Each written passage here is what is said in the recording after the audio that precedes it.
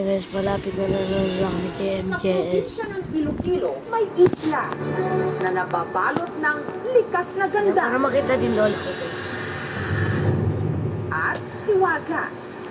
Ito ang Isla Gigante Sur. Punta mo doon niya, naiinitan ako, Ay. tatatamaan ako ng hangin yan, mainit yung sigaw.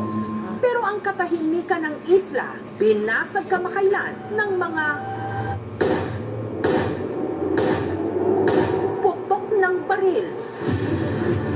Kumitil ito sa buhay ng mag-asawang pareho ng senior citizens.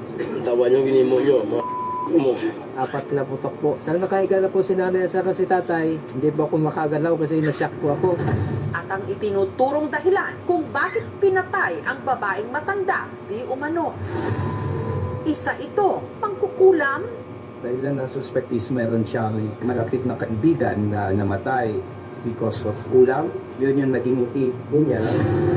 Ang kasulod sa ila nga isip, amo lang nagapon ang hiwet. Wala kami kamalunga, may pagdungot pa gali sila sa amin. gaano katotoong ang pinatay, Tatay. may karunungang itim.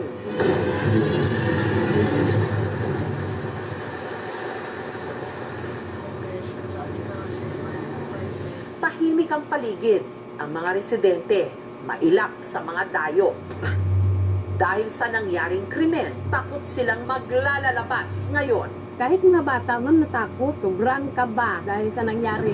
Sa bahay na ito sa Barangay Lantangan, nakaburo lang pinaslang ng mag-asawa, sina Jesus at ang manggagamot na pinagbibintangang mangkukulang, si Violeta.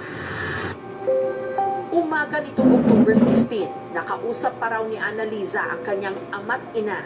Kung nangambaya sa akon nang Bing, may paguram baluhin mo mga utong niya baligyan na nang nila ang balay nga kay hindi na kami di mag-star. Nagambalin ni nanay ko nga daw ginakunyo ba? Anong ko api ya? Nga daw kaluyas ang lawas ko.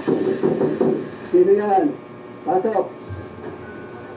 Alvineta, meron pong meeting sa barangay ng mga senior citizen. Pinapatawag po ba? O sige.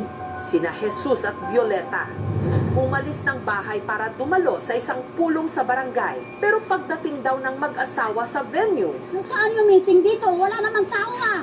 kaya umuwi na lang ang dalawa kung saan nakasalubong pa nila ang anak nilang si Rex. Bili po ako ng lansang sukatan na kami ni tatay at ni nanay sa malapit sa tulay. Ikinagulat ni Rex ang mga sumunod na nangyari.